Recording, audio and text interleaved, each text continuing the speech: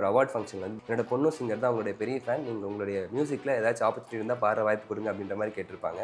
சாய் அபயங்கருக்கு அவள் வாய்ப்பு கொடுக்க முடியும். இதுதான் எனக்கு தெரிஞ்ச உண்மை. அதை தாண்டி அவர் ராஜகுமாரனுடைய பொண்ணுங்கிறதுனால ம்.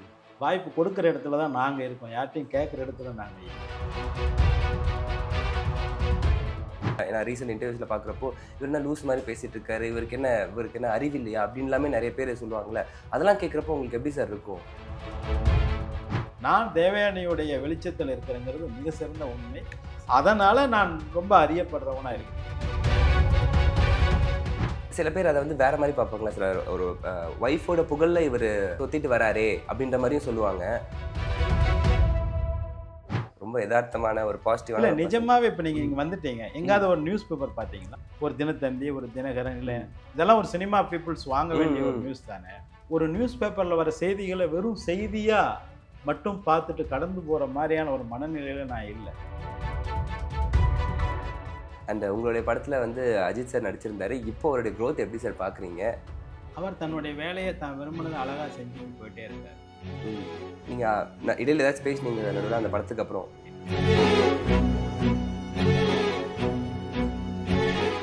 அது அன்புக்காக நான் அவருக்காக செஞ்சேன்.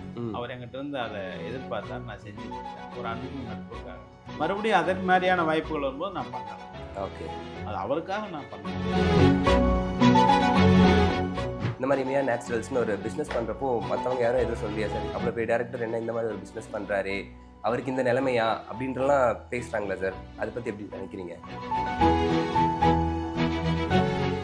தேவயானியை கல்யாணம் பண்ணதுக்கே இவ்வளோ கிரிட்டிசிசம் இருந்தால், நான் ஒரு கருப்பாயி முத்தாயை கல்யாணம் பண்ணியிருந்தாலும் அதுக்கு ஒரு உனக்கு அதுதாண்டா கிடைக்கும்னு தானே சொல்லுவாங்க. நீங்கள் மிகுந்த ஆவலுடன் எதிர்பார்க்கக்கூடிய மிக சிறந்த ஒரு படம் நீ வருவாய் நட்டு நம்ம ஸ்டார்ட் பண்ணுவோம். வா சார், நீ ஒரு வயன 2 சார். இந்த கேஸ்டன் கூட யாரெல்லாம் இருக்க போகிறாங்க? அதே கேஸ்டன் 2வா? அவருடைய மேனேஜரோட நான் பேசிட்டு தான் இருக்கேன். இப்போ கூட பொங்கலுக்கு முடிச்சுட்டு வாங்கன்னு தான் சொன்னாங்க. நான் அதை ரிசர்ச் பண்ணிட்டு இருக்கேன். Full and full ultimate star இருப்பார். விஜய்க்கும் சரி, சீமான் அவர்களுக்கும் சரி, ஏதோ ஒரு ஆட்சிக்கு சப்போர்ட் பண்ணுங்க. எந்த ஆட்சியும் வரவிடாதபடி உங்களுடைய வலிமையை காமிச்சிடாதீங்க. அது துரோகமான, அது தவறான பயணம், தவறான பாதை.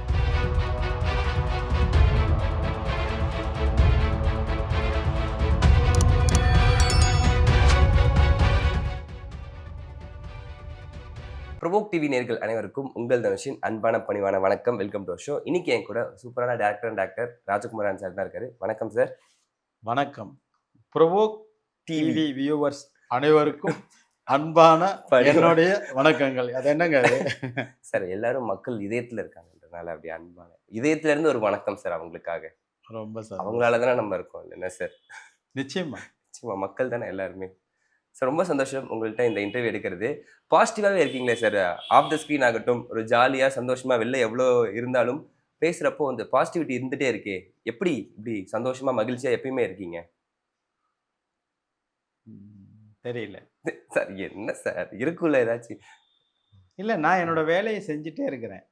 வேலைகள் செய்யும் பொழுது அது சந்தோஷமாக அழகாக செஞ்சுட்டே இருக்கிறோம். எல்லா வேலைகளுமே நீங்கள் வரும்பொழுது என்ன பார்த்தீங்க, நான் என்ன பண்ணிட்டு இருந்தேன், பாட்டு பாடிட்டே வந்து அழகாக கதவை திறந்தீங்க. அப்படி சொல்லக்கூடாது. குளிக்கிறதுக்கு போறதுக்கு கிளம்பிட்டு இருந்தேன். ஒரு டவலோட சட்டை கூட இல்லாம வந்து அந்த அளவுக்கு ஓப்பன். ஆமா, ஓப்பனான மேன் தான். ஆமா, நீங்க வந்திருக்கீங்களே அப்படின்னு சொல்லிட்டு இது பண்ணாம சட்டையோட இல்லாம ஒரு டவலை சுத்திக்கிட்டே வந்து திறந்துட்டேன் கதவை. நான் எல்லாத்தையும் ரொம்ப அழகா ஜாலியா சந்தோஷமா ரியலா செய்யறேன். Super sir. ஆனால் வெளியில் உங்களை பற்றி நிறைய பேர் நிறைய விதமாக சொல்லுவாங்க. ஏன்னா ரீசெண்ட் இன்டர்வியூஸில் பார்க்குறப்போ இவர் என்ன லூஸ் மாதிரி பேசிகிட்டு இருக்காரு, இவருக்கு என்ன அறிவு இல்லையா அப்படின்லாமே நிறைய பேர் சொல்லுவாங்கள்ல. அதெல்லாம் கேட்குறப்போ உங்களுக்கு எப்படி சார் இருக்கும்?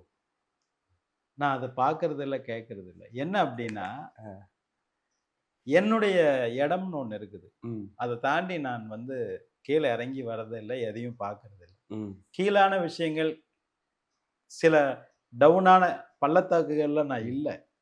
நான் ரொம்ப உயர்ந்த இடத்துல இருக்கிறேன், ரொம்ப உயரமான பார்வையில தான் இருக்கிறேன். அதனால நான் அதை பார்க்கறது இல்லை. சில நண்பர்கள் சொல்லுவாங்க. இப்போ உதாரணத்துக்கு எனக்கு மிக நெருங்கிய நண்பர் கூட மீடியாவில் இருக்கிறவர், உங்களை பத்தி மோசமா அவர் எழுதியிருக்காரு, உங்க நண்பர் தானே அவரை பத்தி நீங்க என்னன்னு கேளுங்க அப்படின்னு போடுவாங்க. நான் சொன்னேன், இது வரைக்கும் அவர் என்ன பேசினார், யாரை பத்தி பேசினார்னு நான் பார்த்ததே இல்லை. என்னை பத்தி பேசுறது நான் எப்படி பார்க்க போறேன்? எனக்கான ஆஹா. தளம் இல்லையே அது. ம். நான் அவர் இதுவரைக்கும் என்ன போட்டிருக்காருன்னு யாரை பத்தி போட்டும் நான் பார்த்ததில்ல. அவருடைய ம். சைட்டுகள் பார்க்குற ஆள் நான். ம். அப்ப நான் என்னை பத்தி மட்டும் எப்படி பார்ப்பேன்? அது நான் இருக்கிற இடம் வேற. அதனால எனக்கு நீங்க சொல்றதெல்லாம் எட்டாது. ரொம்ப எதார்த்தமான ஒரு இல்ல பாசிட்டிவான ஒரு பர்சன். நிஜமாவே இப்ப நீங்க ம். இங்க வந்துட்டீங்க. ம். எங்கேயாவது ஒரு நியூஸ் பேப்பர் பார்த்தீங்களா? இல்ல சார் எதுவுமே. ஒரு தினத்தந்தி, ஒரு தினகரன் இல்ல ம். இதெல்லாம் ஒரு சினிமா பீப்பிள்ஸ் வாங்க ம். வேண்டிய ஒரு ம். நியூஸ் தானே. என்கிட்ட அதெல்லாம் எதுவுமே இல்ல. ஏன் அப்டின்னா, ஒரு நியூஸ் பேப்பர்ல வர செய்திகள வெறும் செய்தியா மட்டும் பார்த்துட்டு கடந்து போற மாரியான ஒரு மனநிலையில நான் இல்ல. ம். அது நிஜங்கள் தானே அவங்க போடுறதுல. ம். ஒரு திருட்டு நடக்குது, ஒரு வழிப்பறி, ஒரு கொலை, ஒரு கொள்ளை ம். என்னென்னவோ இருக்குது. ம். அத ஒரு செய்தி தானே அப்படின்னு ம். பார்த்துட்டு போகாம, ஐயோ! என் மக்கள், என்னுடைய ஜனங்க ம். கஷ்டப்படுறாங்களே அப்படிங்கிற ம். ஒரு தவிப்பு வந்துரும் இல்லையா? நிச்சயமா ஒரு ம். ஒரிஜினலான ம். மனிதனுக்கு ஒரு ம். அடுத்த பேஜ் என்னால தாண்டி போகவே முடியாது. ம். அப்படி இருக்கும்பொழுது அதுக்குள்ள போகாம நான் கொஞ்சம் விலகி தூரமா இதெல்லாம் தெரியாத இடத்துல இருக்கிறது ம். நல்லது. நியூஸ் பேப்பர்லாம் நான் நிறுத்தி ஒரு 5 வருடங்களுக்கு மேல ஆச்சு. அப்பா! ஓகே. சார் நீங்க பெரிய டைரக்டர், நெறைய வெற்றி படங்கள் குடுத்திருக்கீங்க. குடுத்துட்டு உங்களுக்கான ஒரு தளம் இருக்கு. அ ஒரு இண்டஸ்ட்ரியில உங்களுக்கான ஒரு ரெஸ்பெக்ட் இருக்கு. அப்படி இருக்கப்போ, இந்த மாரி இமயா நேச்சுரல்ஸ்ன்னு ஒரு பிசினஸ் பண்றப்போ, மத்தவங்க யாரும் எதுவும் சொல்லலையா? சார் அவ்வளோ பெரிய டைரக்டர் என்ன இந்த மாரி ஒரு பிசினஸ் பண்றாரே! அவருக்கு இந்த நிலைமையா? அப்படின்ட்டுலாம் பேசுறாங்களா சார்? அத பத்தி எப்படி நினைக்கிறீங்க? ஆமா. ம். வீட்ல கூட வருத்தப்படுவாங்க. எங்க ம். வீட்ல குழந்தைகள்ல கூட என்ன இது பண்றாரு அப்படின்னு. ஆனா ம். ஒரு குழந்தை சப்போர்ட் பண்ணுவா. ம். இன்னொரு குழந்தை அதுக்கு அகைன்ஸ்ட் பண்ணவே மாட்டா. இது ம். தேவயானிக்கு வந்து இது ரொம்ப கஷ்டமான, ஆ. சங்கடமான விஷயமா இருக்கும். ம். என்ன இவர் இந்த மாரி பொருள் ம். விக்கிறாரு. ம். ஆனா நல்லெண்ணெய், கடலெண்ணெய் வேணும்னா என்கிட்ட தான் கேட்பாங்க. கொஞ்சம் உங்க கம்பெனில இருந்து அனுப்புங்க. சமையலுக்கு தீர்ந்து ஆ. போச்சு ம். அப்படிம்பாங்க. சார், ம். என்னுடைய அம்மா பத்தி நான் இந்த இடத்துல சொல்றேன். ம். ஒரு 80கள்ல இருந்து இல்ல அதுக்கு முன்னாடி கூட இருக்கலாம். 80கள்ல இருந்து நான் என்னோட அம்மாவ பார்க்குறேன். ம். அவங்க வந்து ஒரு பலகாரம் சுட்டு விக்கிற ஒரு லேடி. ம். பலகாரம்னா, நைட்டு தூங்குவோம் ஒரு கயித்துக்கட்டில்ல. காலையில அந்த கயித்துக்கட்டில தட்டி, தோள்ல தூக்கி வச்சுக்கிட்டு, ரோடுக்கு வந்து ரோட்டு ஓரத்தில போட்டுட்டு, ம். அது மேல ஒரு பிளாஸ்டிக் கவர போட்டு, சில ம். தட்டு கூட ஆல்ரெடி சுட்ட பலகாரம், ம். முறுக்கு ம். இருக்கு. அப்புறம் புதுசா எண்ணெய் சட்டிய வச்சு பலகாரம் சுட ஆரம்பிச்சுருவாங்க. ம். நாங்கலாம் வேலைக்கு போவோம். பவர்லூம் ஃபேக்ட்ரி அங்கங்க வேலையில இருப்போம். ம். நான், என்னோட தம்பி. எங்க அப்பா தோட்டம், வெத்தல, ம். முருங்கை மரம், வாழை மரம் அதுல இருப்பாரு. ம். வேலை விட்டு 6 மணிக்கு ம். வரும்பொழுது அந்த அம்மா கூப்பிட்டு என்கிட்ட, "நீ வா உட்காரு. இந்த பேப்பர்லாம் கிழிச்சு குடு." ம். குமுதம், குங்குமம் ம். இந்த பேப்பர்லாம் வாங்கியிருப்போம். தினத்தந்தி இந்த மாதிரி பேப்பர்கள கிழிச்சு சதன சதுரமா கிழிச்சு குடு. வர்றவங்களுக்கெல்லாம் கட்டி குடுக்கணுன்ட்டு கிழிச்சு வாங்கிக்கும். ம். சில சமயம் நாங்களும் கட்டி குடுக்க வேண்டியது வரும். சில சமயம் காசு வாங்கி போடுவோம். அவர்கள் வந்து கிட்டத்தட்ட 40 வருடங்கள், 50 வருடங்களா அத செஞ்சுக்கிட்டே இருந்தாங்க. ம். நான் சினிமாவுக்கு வந்துட்டேன். ம். நீ வருவாய்ன்னு ஒரு படம் ஆ. டைரக்ஷன் பண்ணிட்டேன். பெரிய ஹிட்டு. என்ன முதல் இன்டர்வியூ யார் எடுத்தாங்கன்னு எனக்கு தெரியும். சந்துருன்னு ஒரு நண்பர். ஓகே. அவர் வந்து குமுதம் சந்துரு தான் அவரு. ம். என்னுடைய முதல் இன்டர்வியூ மாலைமதிங்கிற அந்த புஸ்தகத்துல லாஸ்ட் பேஜ்ல வந்து ம். என்ன பத்தி அவர் எழுதினார். ம். சந்துரு தான் ஃபர்ஸ்ட் எழுதினார். ம். அந்த மாலைமதி. அந்த மாரி நெறைய என்ன பத்தின நீ வருவேனுக்கு அப்புறம் நியூஸ்கள்லாம் ம். வரும்பொழுது, இந்த அம்மா போண்டா விக்கிறதுக்காக, முறுக்கு கட்டுறதுக்காக அத கிழிக்கும் பொழுது என் ஃபோட்டோ இருந்தா அத மட்டும் எடுத்து தனியா வச்சுருவாங்க. ஆ. அடுத்த வருடம் எனக்கும் தேவயானிக்கும் கல்யாணம் ஆயிடுச்சு. இப்ப ஆ. எல்லா பேப்பர்களிலும் நாங்க நான் தான் நியூஸா இருக்கோம். ம். குழந்தைகள் பிறந்தது. குழந்தைகள் ஃபோட்டோவெல்லாம் அதுல வர ஆரம்பிச்சது. ம். இப்படி வர்ற பேப்பரை எல்லாம் கிழிச்சு, கிழிச்சு நாங்க இருந்தா மட்டும் அத தனியா எடுத்து ஒரு ட்ரங்க் பொட்டியில போட்டு வச்சுருவாங்க. ஆ நாங்க ஊருக்கு போம்பொழுது அந்த பொட்டிய கொண்டு வந்து வைப்பாங்க. பார்த்தா அதுல எங்கள பத்தின நியூஸு கிழிச்சது, நாங்க இருக்கிற ஃபோட்டோ எல்லாம் அந்த அம்மா பத்திரமா எடுத்து ம். வைப்பாங்க. இது எப்படிப்பட்ட ஒரு வளர்ச்சி சொல்லுங்க? தான் கட்டில் கடையில, ஒரு பிளாட்ஃபார்ம் கடையில ம். முறுக்கு சுட்டு குழந்தைங்கள காப்பாத்துறதுக்காக ஒரு அம்மா போட்டு ஒரு புஸ்தகத்த கிழிக்க ஆரம்பிச்சு, அந்த அந்த புஸ்தகத்திலேயே புஸ்தகத்திலே தன்னுடைய மகன், மருமகள், தன்னுடைய பேத்திகள் பேத்திகள். எல்லாம் வராங்க. அத மட்டும் கிழிச்சு ஓரமா வச்சுட்டு, இன்னும் அது முறுக்கு சுட்டுக்கிட்டே இருக்கு. இன்னும் பலகாரம் சுட்டுட்டே இருக்கு. ரொம்ப வருஷம் சுட்டு, அவங்களால அந்த நடக்க முடியல, எழுந்துக்க முடியல, இடுப்பு பிடிக்குது. அந்த நேரத்தில அவங்களால முடியாம அவங்க நிறுத்திட்டாங்க. 40, 45, 50 வருடங்கள் பக்கம் அவங்க இந்த வேலை செஞ்சாங்க. நீங்க சக்சஸ்ஃபுல்லா இருந்தது அப்புறம் கூட. அதுதான் சொல்றேன். ம். ஆக ஒரு வியாபாரம் செய்வது என்பது, ஒரு வேலை செய்வது என்பது, அதை உண்மையாக செய்வது என்பது ஒரு மகிழ்ச்சியான ஒரு பாத். ம். இதுல என்ன இருக்கு? நான் இவ்ளோ மகிழ்ச்சியா இருக்கிறதுக்கு காரணம், நான் மகிழ்ச்சியா என்னவோ ஒண்ணு பண்ணிட்டு இருக்கேன். ம். மக்களுக்கு கொண்டு போய் சேர்த்துட்டு இருக்கேன். ம். அவங்க முறுக்கு, பலகாரம், போண்டா சேர்த்தாங்க. நான் நல்ல திரைப்படங்கள், நல்ல கருத்துள்ள வசனங்கள், நல்ல ம். காட்சி அமைப்புகள், ம். பாடல்கள் கொண்டு போய் சேர்த்தேன். அதற்கெல்லாம் கொஞ்சம் பின்தங்கும் பொழுது, அதே மாரி அதே மக்களோட தேங்காய் எண்ணெய், ஒரிஜினல், நல்லெண்ணெய், ஒரிஜினல் கடலை எண்ணெய், விளக்கு எண்ணெய், அதை வைத்து செய்யப்படுகிற 14 வகையான ம். சோப்புகள், அப்புறம் சத்து மாவு, ஃபேஸ் கிரீமு எல்லாமே ஒரு விஷயங்கள நான் நேச்சுரலா நேச்சுரலான விஷயங்கள இமயா நேச்சுரல்ஸ் மூலம் செய்றேன். மகிழ்ச்சியா இருக்கு. இதுல என்ன இருக்கு? சார் 1999ல நீ ஒரு படம் ரிலீஸ் ஆகுது சார். ரொம்ப பெரிய வெற்றி. எல்லாருமே கொண்டாடப்பட்ட ஒரு படம். அதுக்கப்புறம் 2013ல உங்களுடைய கடைசி படம் வருது. 5 படங்கள். அதுக்கப்புறம் படம் பண்ணல. ஏன் எதனால? 17ல என்னாச்சு சார்? கடுகு பண்ணியிருக்கேன். இல்ல சார். நீங்க 14ல டைரக்ட் பண்ணி வல்லவனுக்கு புல்லும் ஆயுதம் நீங்க பண்ணியிருக்கேன். டைரக்ட் பண்ணது கேட்கல சார். டைரக்ஷன் பண்றதுங்கிறது ஒரு கடுமையான வேலை. ம், ம். அதற்கு மிகுந்த மெனக்கெடல் தேவைப்படுது. அவ்வளவு மெனக்கெட்டு ஒரு விஷயம் நம்ம பண்ணும் பொழுது, அதற்கான பலனும் அல்லது அது யாரை மோட்டிவேட் பண்ணுதுங்கிறதும் முக்கியம். அதற்கான பலன் எனக்கு எப்பொழுதுமே கிடைச்சதில்ல. நான் அத பத்தி கவலைப்படல. பலன் கிடைச்சது இல்லையா சார்? நீங்க வெற்றி படங்கள் குடுத்திருக்கீங்க. உங்களுக்கு பலன் ஆமா. கிடைச்சது அது பணமோ, காசோ எனக்கு கிடைச்சதில்ல. பாராட்டுகளும், பேரும் கிடைச்சிருக்குது. சில சமயம் ம்.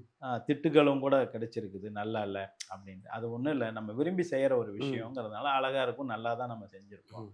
பலன் ஒருபோதும் எனக்கு கிடைச்சதில்ல. ஆனா அதுக்காக வருத்தப்பட்டது இல்ல. ஓகே. கவலைப்பட்டது இல்ல.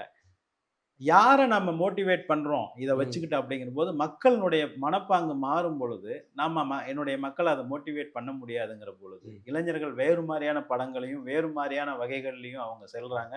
அந்த மாரி நாம தயாரிக்கணும், இல்ல அந்த மாரி மோட்டிவேஷன் அவர்கள் விரும்புறதுக்கான ம். விஷயத்த செய்யணுங்கிற போது, நாம அதுல இல்ல. அவ்வளவுதான்.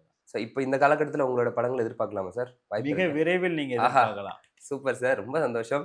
ஏன்னா நான் வந்து காலைல கூட அந்த விண்ணுக்கும் மண்ணுக்கும் ஒரு சீன் பார்த்தேன் சார். விக்ரம் சார் வந்து போலீஸ் ஸ்டேஷன்ல இருப்பாரு. அடிச்சிருப்பாங்க, உட்கார்ந்திருப்பாங்க.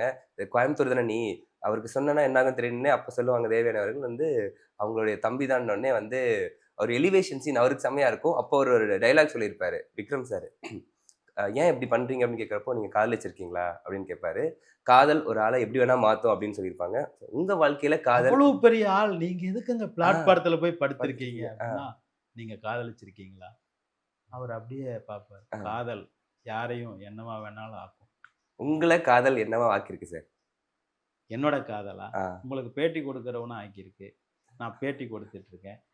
உலகம் எல்லாம் அத பார்க்கிறவங்க ம். வியூவர்ஸ் எனக்கு குடுத்திருக்கு.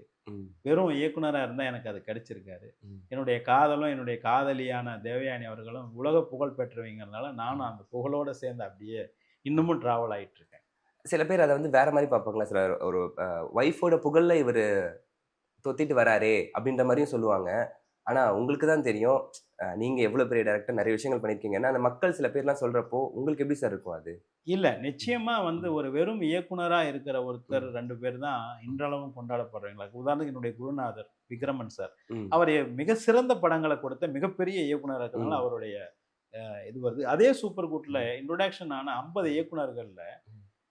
ஒரு 10 பேர் கூட இன்றைக்கு கொண்டாடப்படுற இடத்துல இல்ல. ம். ஆனா எல்லோரும் நல்ல வெற்றிகள் குடுத்திருக்காங்க. ம். உதாரணத்துக்கு என்னுடைய நண்பர், அருமை நண்பர் ம். Balasekaran, love today. ம். விஜயினுடைய எஸ். அடுத்த அது. படம் ம். எங்களுடைய பூவே அடுத்த படம் அவர் தான் ம். பண்ணார்.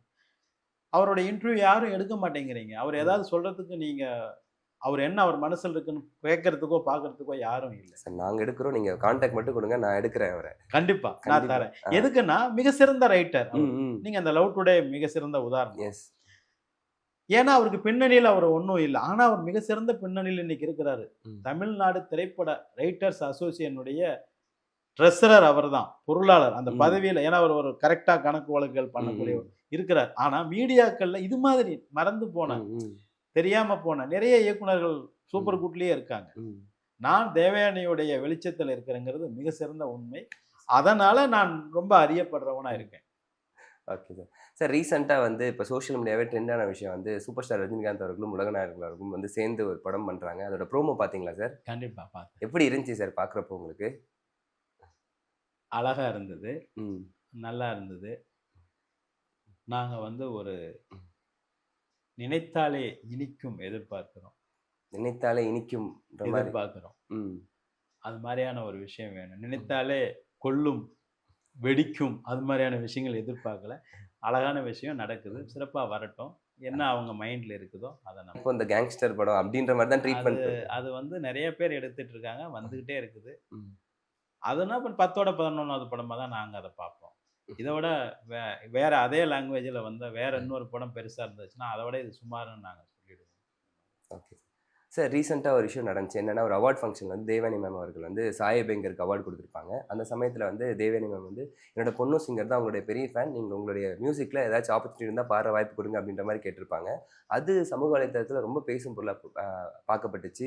ஏன்னா ஒரு ஸ்டேஜ்ல அவங்க ஆப்பர்ச்சுனிட்டி கேட்டிருக்காங்களே தன்னுடைய குழந்தைக்கு. அப்படி கேட்டிருக்க வேணாமே அப்படின்லாம் சொல்லிட்டு இருந்தாங்க. அந்த விஷயம் கேள்விப்பட்டீங்களா? உங்களுக்கு எப்படி இருந்துச்சு அது நீங்க கேட்கிறப்போ? ஆமா, நான் கேள்விப்பட்டேன். அப்படி ம். இருந்ததுன்ட்டு. ம். பரவால்ல. ம். அவங்க தன்னுடைய வெளிப்பாட்ட சொல்லியிருக்காங்க. ம். சாய் அபயங்கர் வந்து எங்களுடைய குழந்தைங்களுடைய பயங்கர ஃபேன் அவங்களுடைய ம். ம். அபயங்கருடைய ஃபேன்ஸ் என்னோட 2 குழந்தைங்களுமே. ம். ம். எப்படி அனிருத்துக்கு ஃபேன்ஸ் இருக்குது, ஏஆர் ம். ரஹ்மான் ஃபேன்ஸ் அது மாரி அவங்க அப்கிரேட் இந்த இந்த இதுல ஜெனரேஷன்ல இருக்காங்க. ஆனா நிஜம் என்னன்னா, சாய் அபயங்கருக்கு வாய்ப்பு குடுக்குற இடத்துல இனியா இருக்கா. அவ தான் அவருக்கு வாய்ப்பு குடுக்கக்கூடிய ஸ்டேட்டஸ்லயும், ம். இடத்துலயும் இருக்கா. ம். அதுதான் உண்மை. எப்படி சார் நாளைக்கு சொல்றீங்க அது? ஆமா. அவர் ஒரு இசையமைப்பாளர் அவ்வளவுதான். ம். ம். இனியா நெனச்சா ஒரு புரொடியூசர் ஆக முடியும். ஒரு ம். டைரக்டர் ஆக முடியும். ஒரு கேமராமேனா பண்ணிட்டு இருக்கேன். இன்னைக்கு கேமராமேனுக்கு தான் ஷூட்டிங் போயிட்டான். ஓகே. ம். ம். கேமராமேனா இருக்காரு. அவ ம். நெறைய ஆட் ஃபிலிம்ல வந்துட்டு இருக்கு. 3வது ஆட் ஃபிலிம் இப்ப போயிட்டு இருக்கா. ம். ம். அவ ஒரு பெரிய ஸ்டாருடைய பொண்ணு. அவளால என்ன வேணாலும் இங்க சாதிக்க முடியும். அதற்கான படிப்ப படிச்சுட்டு இருக்கா. ம். ம். இப்ப 3 இயர்ஸ் முடிக்க போறா. ம். ஆக அவ இண்டஸ்ட்ரிக்குள்ள அவளால என்ன வேணாலும் செய்ய முடியும். ம். சாய் அபயங்கருக்கு அவ வாய்ப்பு கொடுக்க முடியும். இதுதான் எனக்கு தெரிஞ்ச உண்மை. அத தாண்டி அவ ஒரு ராஜகுமாரனுடைய பொண்ணுங்கிறதுனால, ம். வாய்ப்பு கொடுக்குற இடத்துல தான் நாங்க இருக்கோம். யார்ட்டயும் கேட்கிற இடத்துல நாங்க இல்ல. அண்ட் நீங்க இப்போ படம் பண்ண போறதா சொல்லியிருக்கீங்க. வர படங்கள் உங்க சைட்ல இருந்து எந்த மாரி நாங்க எதிர்பார்க்கலாம் சார்? ஃபுல் ஸ்கிரிப்ட் இப்ப முடிச்சுட்டேன். ரெடியா இருக்குது. Super sir. நீங்க மிகுந்த ஆவலுடன் எதிர்பார்க்கக்கூடிய மிக சிறந்த ஒரு படம். நீ வருவாயன 2 நாம ஸ்டார்ட் பண்ண போறோம். வாவ்! சார் நீ ஒரு வயன 2 சார் இந்த கேஸ்ட் அண்ட் க்ரூ யாரெல்லாம் இருக்க போறாங்க? அதே கேஸ்ட் அண்ட் க்ரூவா? அதெல்லாம் முடிவானதும் சொல்லிடுவோம். சொல்றதுக்கு முடிவாறதுக்கு முன்னாடியே சொல்ல முடியாது. சூப்பர் குட் ஃபிலிம்ஸ் பண்ணுவாங்க. இன்னும் சொல்லுவோம். ஃபர்ஸ்ட்டு கை குடுங்க. உங்களுக்கும் தேவயானி மேம்க்கும் கல்யாணம் ஆகி கிட்டத்தட்ட 25 வருஷம் ஆகுதுன்னு நெனைக்கிறேன். 2026 2001ல கல்யாணம் ஆச்சு. 25 இயர்ஸ் ஆஃப் மேரேஜ் லைஃப் எப்படி சார் இருக்கு? அழகா இருக்கு. எல்லாரும் கொண்டாடுற மாரி இருக்கு. நாங்களும் அத செலிப்ரேட் பண்ணி கொண்டாடிட்டு தான் இருக்கோம். ம். எல்லாருக்கும் புடிச்சிருக்கு. ம். நாம இப்படி ஒண்ணா அழகா இன்னும் மேனேஜ் பண்ணி 2 ம். குழந்தைகளோட போறது, வியூவர்ஸ்க்கு, ஃபேன் கிளப்புக்கு, ம். எங்களை நெருங்கிய சொந்தங்களுக்கு, பார்க்குற நண்பர்களுக்கு ம். எல்லோருக்குமே அது ஒரு ஹேப்பியா இருக்கு. நடிகர் ராஜகுமாரன் அவர் பக்கம் வருவோம். எப்ப இந்த நடிக்கிற ஆர்வம் உங்களுடைய படங்கள்ல கடைசியா நீங்க டைரக்ட் பண்ண படத்துல நீங்க தான் ஆக்ட் பண்ணி டைரக்ட் பண்ணியிருந்தீங்க. தேவயானி மேம் ப்ரொடியூஸ் பண்ணியிருந்தாங்க. அதுக்கப்புறம் ஆக்டரா தான் பார்த்துக்கிட்டு இருக்கோம். அந்த நடிப்போட ஆர்வம் எங்கேருந்து ஆரம்பிக்குது சார் உங்களுக்கு? இல்ல அது ஒரு தொழில் ரீதியான இன்னும் ம். ஒரு பெட்டர்மென்ட் தான். நாமே ம். நமக்கான ஒன்றை செய்து கொள்வதுன்னு. அப்ப ம். நம்மளுடைய நண்பர்கள் எல்லாருமே அத செஞ்சுட்டு தான் இருந்தாங்க. ம். இன்னமும் ம். செய்றாங்க. சேரன் பண்ணாரு, தங்கர் ம். பச்சான் பண்ணாரு. களஞ்சியம் கூட நடிச்சாரு. ம். நெறைய நடிச்சாங்க. சில பேர் கொஞ்சம் சைன் பண்ணிட்டு வந்தாங்க. ம். நானும் ஒரு பெட்டர் ஃபிலிம் எல்லாம் கடுகளா பெட்டர் மூவி ம். தான். எஸ். அதுக்கப்புறம் நமக்கான சரியான அந்த கதைக்களம், ம். அந்த விஷயங்கள் அமையாமையும், ம். அப்புறம் நம்ம அப்படியே கொஞ்சம் பின்தங்கி ம். இருக்கிறோம். மறுபடியும் நான் நடிப்பேன். இப்பவும் என்ன கேட்டுட்டே இருக்காங்க ஆ. நடிக்கிறதுக்கு. லாஸ்ட்டா இப்ப சிஎஸ்எல் 3ல கூட விஜய் மில்டன் கேட்டார். நான் பண்ணல. எதனால சார்? 35 டேஸ்க்கு மேல கேட்டார். நான் பண்ணல. ம். எனக்கு டைம் இல்ல. நான் வேற ஓகே. வேலைகள் பண்ணிட்டு இருக்கிறேன். என்னால வர முடியாது. ம். அது ம். இல்லாம அது ஒரு பெரும் கூட்டம் இருக்கிற ஒரு படம். ம். ம். நானே பெரும் கூட்டம் உள்ளவன். என்ன போய் கூட்டத்தோட கூட்டமா நீங்க ஏன் வைக்கிறீங்க அப்படின்னு சொன்னேன். அவர் சிரிச்சாரு. ஆ. எனக்குன்னு ஒரு கூட்டம் இருக்குது சார். இந்த கூட்டத்துல எப்படி என் மூஞ்ச போடுவீங்க போஸ்டர்ல அப்படின்னு கேட்டேன். ம். ம். சிரிச்சாரு அவரு. தனியா இருக்கணும் எனக்கான ஒரு படம். அப்பதான் நான் இருப்பேன். அண்ட் குறிப்பா அந்த சந்தானம் படத்துல உங்களுடைய காமெடி வந்து அந்த மாரி உங்கள நாங்க எதிர்பார்க்கவே இல்ல சார். அப்படி பார்த்துட்டு காமெடி பண்றப்போ நல்லா இருக்கே! ஒரு ஆக்டரா இவ்ளோ வெர்சலிட்டி பெர்ஃபார்மன்ஸ்லாம் குடுக்குறாருன்னு பார்த்து ஆச்சரியமா இருந்துச்சு. அண்ட் நெறைய பேர் அத வந்து கிரிட்டிசைஸும் பண்ணிட்டுருந்தாங்க. இவ்ளோ பெரிய டைரக்டர் இந்த மாரி கேரக்டர் பண்ணலாமா? அப்படின்லாம் சொல்லிட்டு இருந்தாங்க. ஸோ நீங்க அத எப்படி சார் பார்த்தீங்க?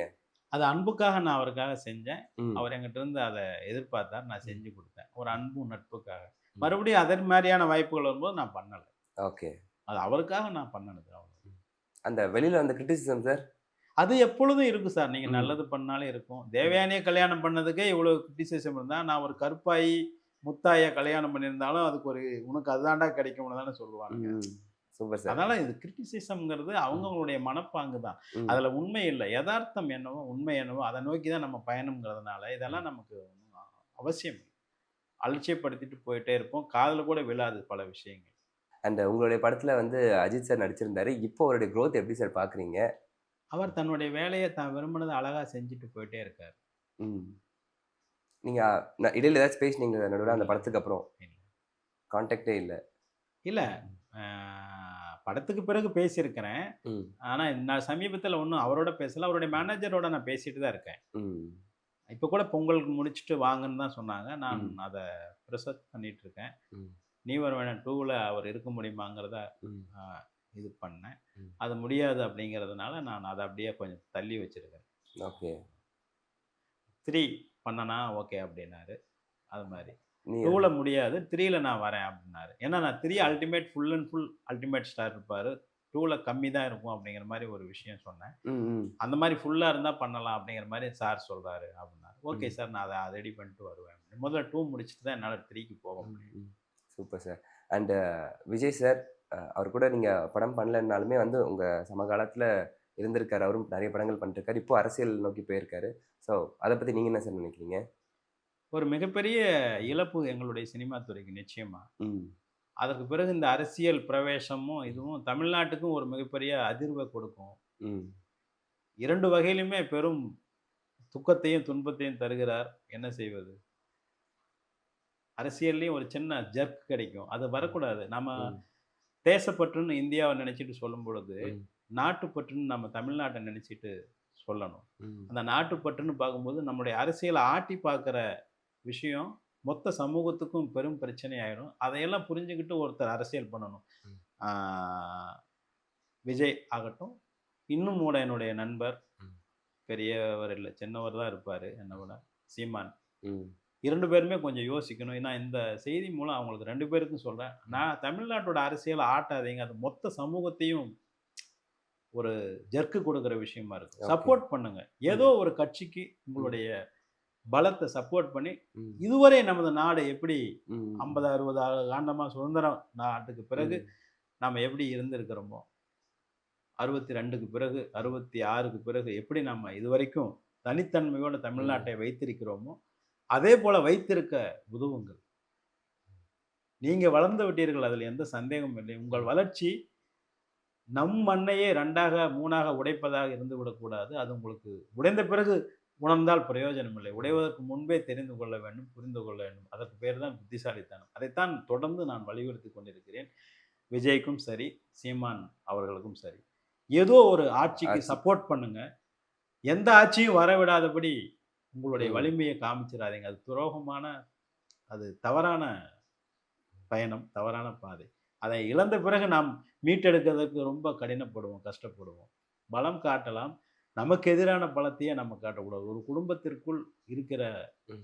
பிள்ளைகள் அந்த குடும்பத்திற்குள்ளேயே எதிரான பலனை காட்டாமல், குடும்பத்தை காப்பதற்கான பலத்தை காட்ட வேண்டும் என்பதுதான் என்னுடைய புரிஞ்சிருக்கும்னு நினைக்கிறேன். ஒருவேளை அவங்களே ஆட்சிக்கு வந்துட்டாங்கன்னா சார்? வாய்ப்பு இல்ல. வாய்ப்பு கிடையாதுன்றீங்க. வாய்ப்பு கிடையாது. ம். அதற்காக முட்டி மோதக்கூடாது. வரலாம். ம். நீங்க எப்படி புரட்சித் தலைவர் ஆட்சிக்கு வந்தார்? அவரு டிஎம்கேவோட இருந்தார். ம். இருந்துட்டே இருந்தார். அப்புறம் பலம் பெற்றவராக அவர் வெளியில வந்து ஆட்சிக்கு வந்தார். ம். நீங்க யாரோ ஒரு ஆட்சியாளர்களோட இருக்கணும். இருந்து தான் நீங்க வர முடியும். அந்த பேசிக் ஏணிய, படிக்கட்ட 2 பேருமே புரிஞ்சுக்கங்க. இன்னும் டைம் இருக்குது. ம். ம். எந்த பிரதிபலனும் எதிர்பார்க்காம கூட ஏதோ ஒரு கட்சிக்கு 2 பேரும் ஹெல்ப் பண்ணுங்க. 2 பேரும் தனித்தனியா கூட அந்த கட்சிக்கு நீ, இந்த கட்சிக்கு ம். நான் கூட பேசிட்டு முடிவு பண்ணி பண்ணுங்க. நம்மளுடைய கட்சிகளையும், நம்முடைய மாநிலத்தையும் உடைச்சிடக்கூடாது. Okay sir. ரொம்ப சந்தோஷம் சார். இவ்வளோ நேரம் வந்து உங்க நேரம் ஒதுக்கி எங்களுக்காக நெறைய விஷயங்கள் பேசினதுக்கு, உங்களுடைய ஜர்னி ஆகட்டும், உங்களுடைய கருத்துக்கள எங்களுக்கு பதிவு செஞ்சதுக்கு நாங்க ரொம்ப மகிழ்ச்சி sir. Thank you so much. ரொம்ப சந்தோஷம். இந்த வருஷம் உங்களுக்கு இன்னும் நல்லபடியா அமையணும். நீ வருவேன 2க்காக நாங்க காத்துக்கிட்டு இருக்கோம். கண்டிப்பா அந்த படம் இன்னும் பெரிய வெற்றி அடையணும். நீங்க பார்த்த வெற்றியெல்லாம் தாண்டி இன்னொரு பெரிய வெற்றி அடையணுன்ட்டு நான் ப்ரே பண்ணிக்கிறேன். Thank you so much sir. ரொம்ப நன்றி சார். பிரபோ வியூவர்ஸ் அனைவருக்கும் என்னுடைய சக சினிமா துறையைச் சேர்ந்த நண்பர்கள், தோழர்கள், உறவினர்கள், உலகெங்கும் உள்ள என்னுடைய சொந்தங்கள் மற்றும் புதிய அரசியல் கட்சியை துவங்கியுள்ள தலைவர் மற்றும் சீமான் அனைவருக்கும் என்னுடைய வணக்கங்கள். என்னுடைய வேண்டுகோளை தயவு செய்து பரிசீலியுங்கள். ஒரு தனி மனிதனாக, இந்த மண்ணின் மைந்தனாக சொல்கிறேன். என்னுடைய வேண்டுகோளை நண்பர்கள் இருவரும் கொஞ்சம் பரிசீலித்து ஆதரவு கரத்தை நீட்டுங்கள். அடிக்கிற கரத்தை நீட்டாதீர்கள்.